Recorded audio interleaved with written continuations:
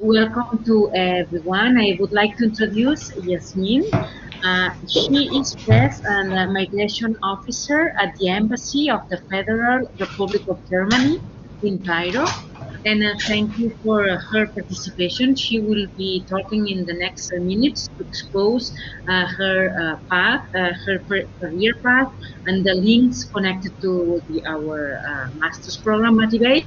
I would like to tell you that some of you already know that this is an initiative that it was set uh, uh, because the alumni council that took place at the end of June, they decided to start this initiative to interact and to foster networking among all the alumni, also for students, for current students, to help them in searching new jobs or to get deeper insight on their professional careers.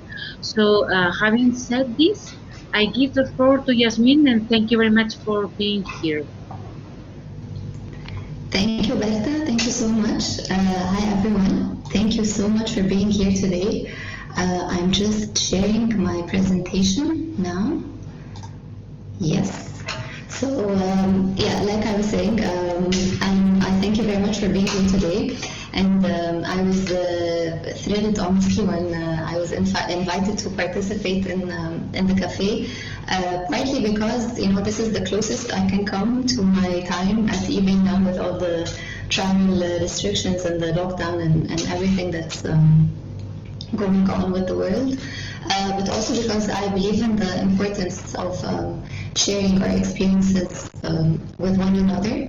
And that being said, I just wanted to say something that I think most of us already know, but need to be reminded of every now and then, and that through these plantations, I hope that we do not fall into the trap of comparisons.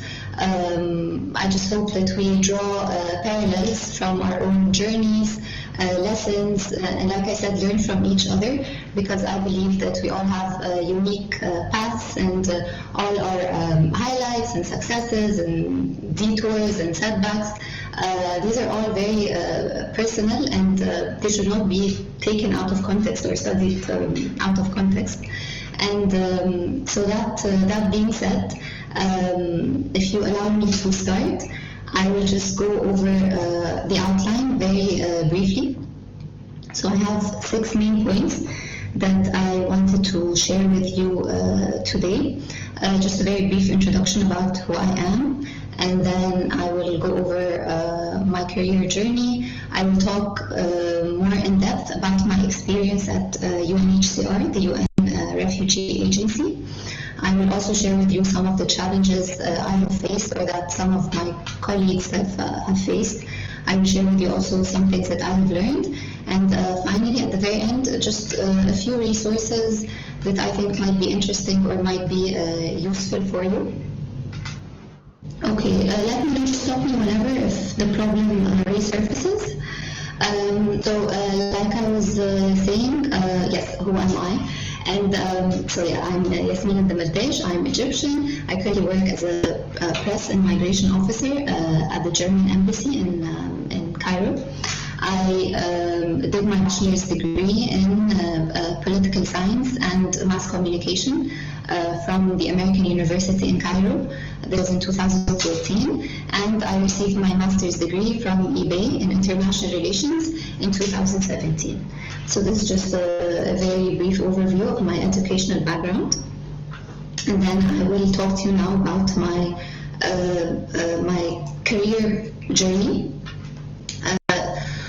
So I've been to a couple of places ever since my graduation from AUC. But really the bulk of my experience lies at UNHCR, and this is this is the reason why I will talk about it in depth, because I spent almost 5 years there. But just so you know, when I first graduated, I joined Aswat Masriya. This was a news website founded by the Thomson Reuters Foundation in the aftermath of the January 25th uprising in Egypt. I was a part-time news editor, And shortly, a few months after, I joined GIZ, which is a German development agency, as a communications and visibility intern. And I was juggling both tasks at the same time. But then, around the end of my internship at GIZ, my interest in the refugee cause started growing. Partly because we had an influx, relative to the number of refugees and asylum seekers that was in Egypt at that time, of Syrian refugees, and I had volunteered to survey some Syrian refugee women as part of a project by a social enterprise to try and design an income-generating project for them, and also because it was all over the news and it was covered everywhere, and I think it was just hard not to be moved by it as a human being. So in late 2014, I joined UNHCR as a registration intern. Then in 2015, I was still working in Aswat Masriya, but also I landed a UN volunteer assignment with UNHCR, stayed at UNHCR in 2016. In 2017, I took the decision to go to eBay. And then from 2018 to late 2020, I rejoined UNHCR. I returned to Egypt and I rejoined UNHCR. And then in December of last year, I joined the German embassy, and I've been there for exactly 3 months and 1 day today. So my growth timeline, I really liked this theme in PowerPoint because it aimed to show the growth process of an apple, really. So you see here, you have the planting and then watering and sunlight and so on. But I removed the apple illustration because I don't think I'm there yet. I'm not at the fruit stage. I'm still growing and developing. But I will talk to you about some parts more than others. So when I started out as a registration intern at UNHCR, my tasks were fairly simple. I was helping refugees and asylum seekers fill out their application forms, so their application for asylum. I was filing documents and I was laminating cards, and I really wanted to put this there. I think by now I'm a professional lamination person. I know how not to get any air bubbles trapped between the card and the lamination. But also the reason why I like to talk about this stage in my career it has also to do with the title that I chose for the presentation.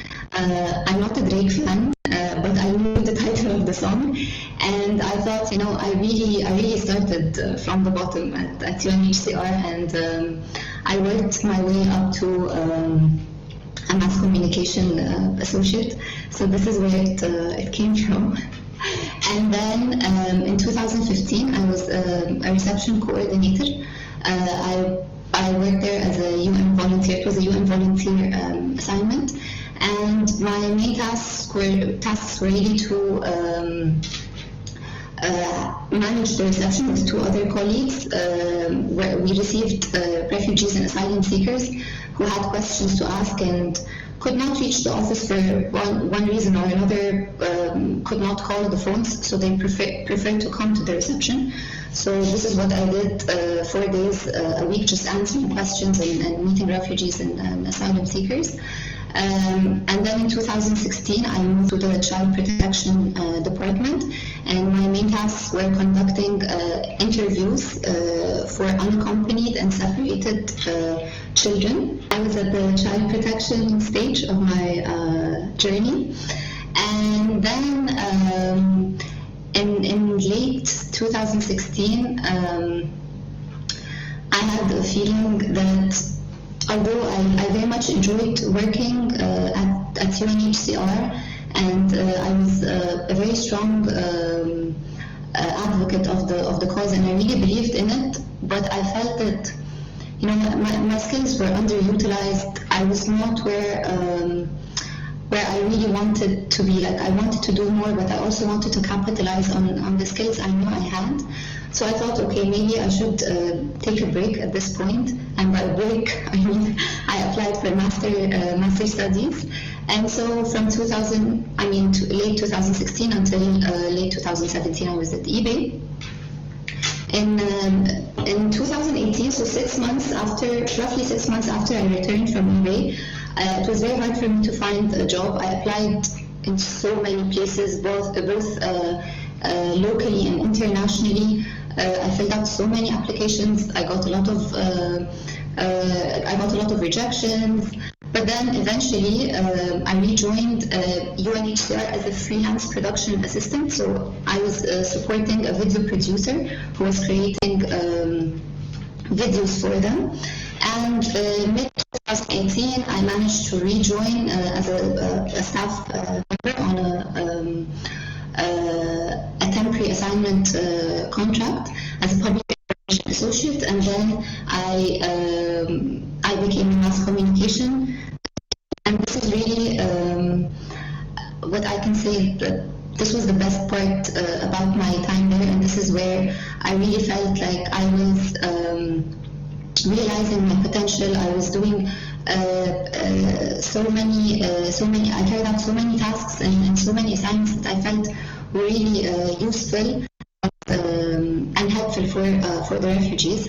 And then in late 2020, I thought maybe it's time to broaden my scope of work a bit. I knew for sure I loved working in the humanitarian field. I also thought, okay, maybe at this stage it would be a good idea to explore other options still within the migration field, but not just in the forced displacement, but like I said, broaden my horizons a bit and work in migration in general.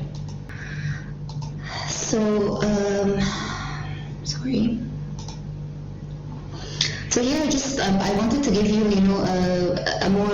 a closer look into the things I have done, working as a public information associate and as a mass communication associate.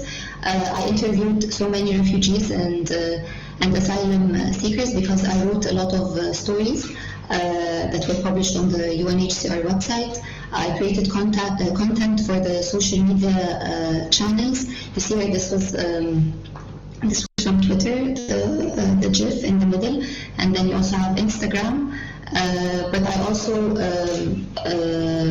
worked on event logistics, preparing events with other partners and stakeholders and so on.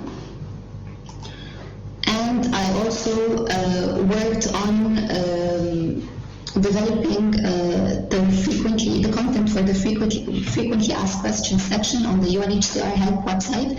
This is a comprehensive website that has FAQs from different countries where UNHCR operates, and this section in particular we created with the onset of COVID. So it was very crucial that we compile a list of questions and answers to be able to have them published and have them sent to refugee communities, because this was a time of disruption for everyone and everyone was worried and people were unsure how they would be able to access services, and also because the office had to close for some time. We didn't go to the office at this point. Most of the activities were being carried out remotely, and the reason why I put this slide is that it's really centered on the premise that information is aid. So people can feel that they really fit in the field, or on the ground more. Some people feel that they would deliver better and perform better as case workers, for example. But also information is very important and it's very crucial to ensure that refugees and asylum seekers, they have access to the information, that their information needs are taken into consideration. So this was one of the projects that I worked on. And yes, as a mass communication associate, this was one of the things I was working on, communicating with communities. I also worked on developing other information products such as service guides, videos, leaflets. I was managing the Facebook pages that were exclusively targeting refugees and asylum seekers. And this is where my journey came to a pause. I'd like to say it came to a pause because I see myself returning hopefully sometime in the future. Now to go quickly over some of the challenges I have faced. I don't think I'll be able to go over them in detail, but one of the things was it's really entry to UNHCR, but I think to some extent we can extend this to the humanitarian field, because I've done some very quick research, on some of the Facebook groups that I'm part of, where there are a lot of aid workers, and I think this is something that comes up every now and then. The ability just to make the very first point of entry. But I also think maybe it was a bit challenging for me because I aimed for UNHCR right from the beginning, while there are many smaller NGOs and INGOs working in the field more closely with the persons of concern. And I think in hindsight, it would have been smarter for me if I had joined one of the smaller NGOs and worked my way up from there. But I mean, there are many paths, so it's not really a challenge in the sense that you'll never be able to make it to the field. It's just, just have to try many other paths, I guess.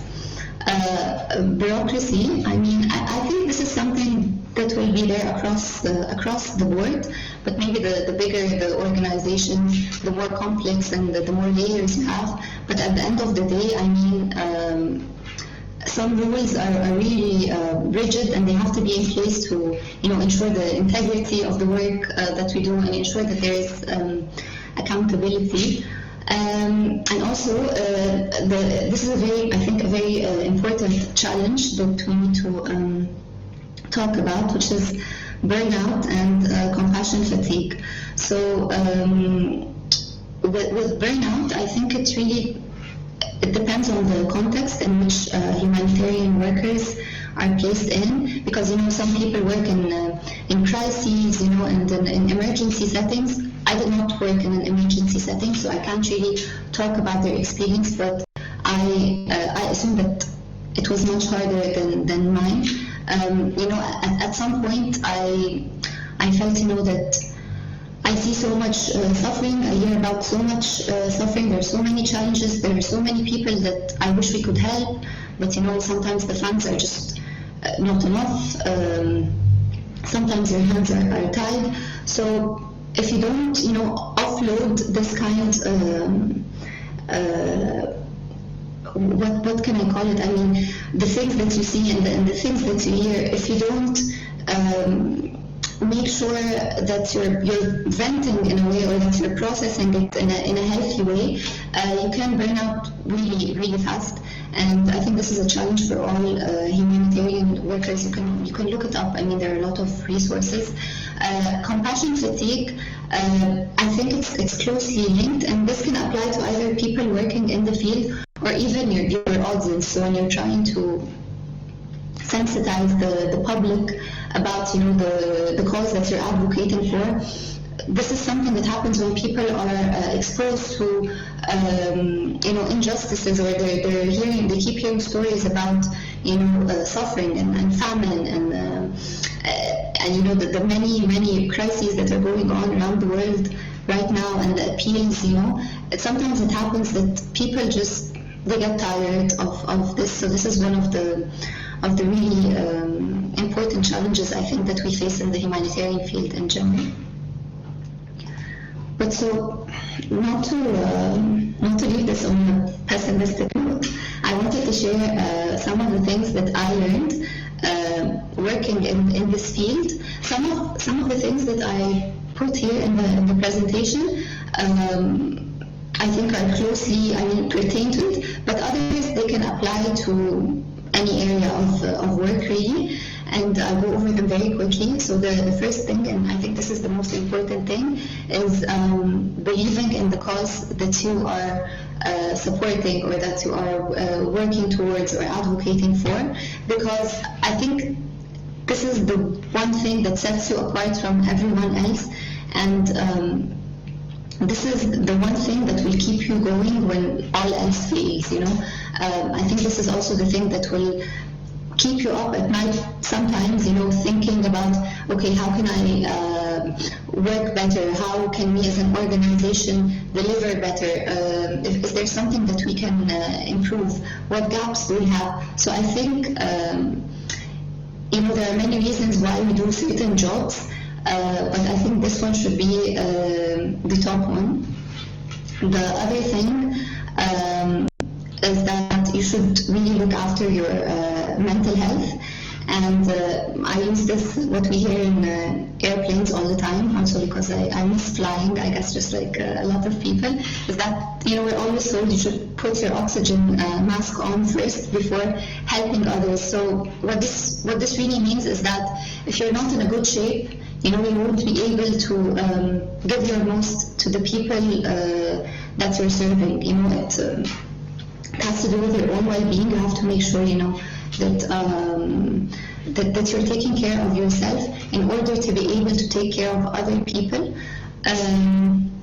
Networking. So I took this screenshot from my profile because I remember I shared something about networking when I first finished my undergraduate studies.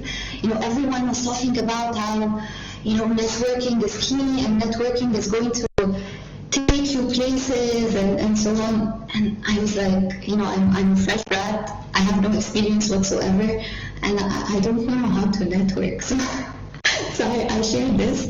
I don't think I will offer a kidney anymore.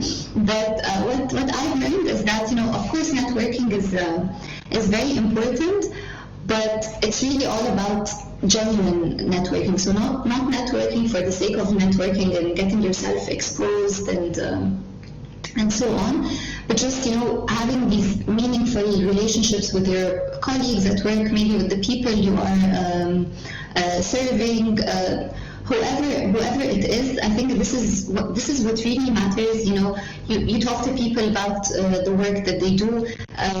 You can ask them, you know, questions, and I think this is how meaningful relationships are fostered, and this will later on help you grow,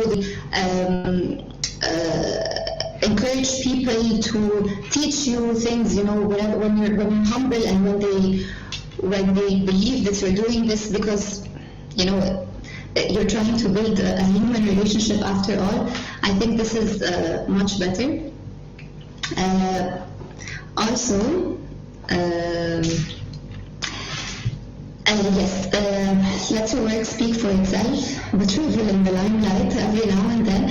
I mean, again, I've seen, you know, people who just wanted to be exposed, and they wanted people talking about them and what they do and so on. But if you don't have something to talk about, then there's really no point. So let your work speak for you, but also, you know, don't shy away from taking credit for the things that you do, and celebrate the small things just as much as you celebrate the big things, and reflect. So I mean, I think sometimes we get so immersed, you know, or so overwhelmed by the work that we do, that we don't stop to reflect on our tasks, you know. We don't stop to ask ourselves, is what I'm doing really helping other people? Am I in the right place? Will I perform better if I'm somewhere else? So I think it's very important just to take this break and reflect on where you are, where you want to be, and so on. And the last one I'm going to talk about is number 9, and this is, you know, be the one to go the extra mile. I'm not going to claim that I was this person all the time, but at least, I mean, having it at the back of your mind, I think is important, and just try as much as you can to be the person who really gives their everything, and it will be very rewarding. I mean, I'm sure, based on personal experience.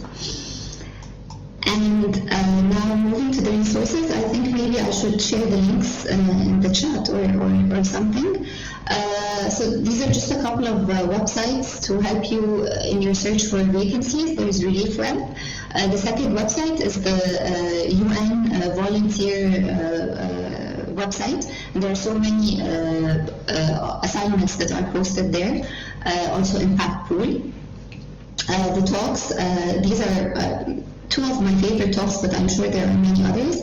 The first one is by Chris Reardon, and he's the head of content plan at UNHCR. I think he has another title now, but his talk is very interesting because he talks about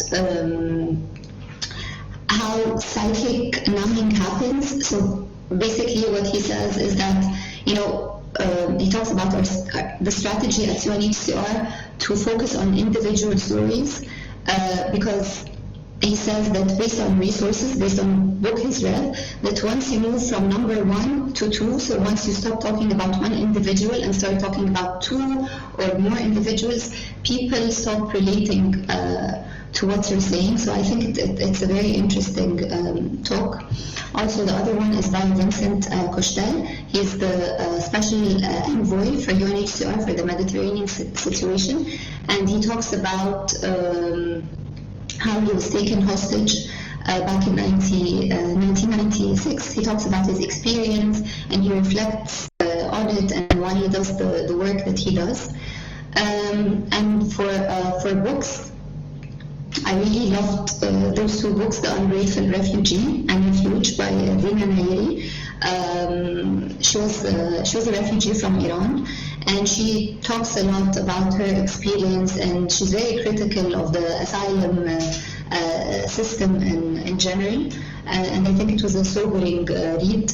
As someone who was working in the field, and like I said, sometimes you lose track of where you are and what you're doing, so I think her book was really helpful.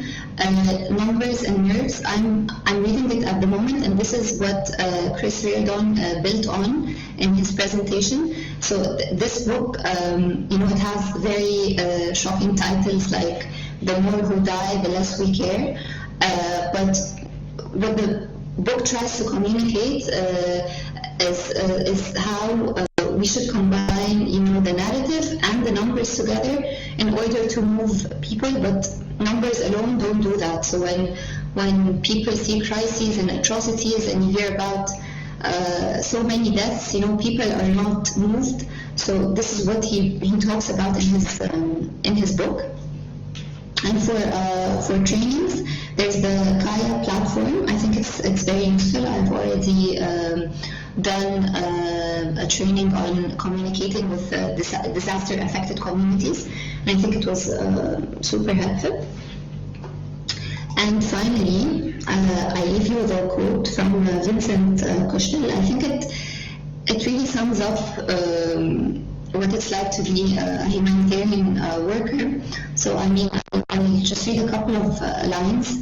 So he says, if you sign up for this sort of job, your life is going to be full of joy and sadness, because there are people we cannot help, people we cannot protect, a lot of people we did not save.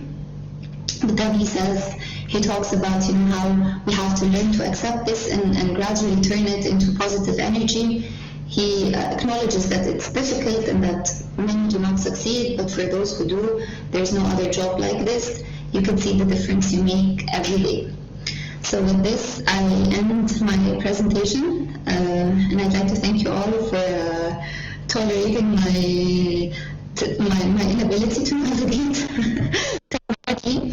And please let me know if you have any questions, any comments, any feedback for me. I'd be more than happy to hear from you. Thank you.